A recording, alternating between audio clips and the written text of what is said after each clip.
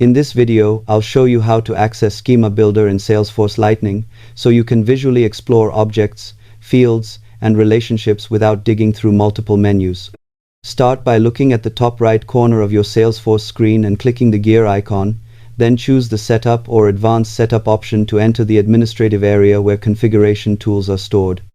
Once inside Setup, use the Quick Find search box on the left and type Schema Builder, then select it from the results and the visual workspace will load in the main window.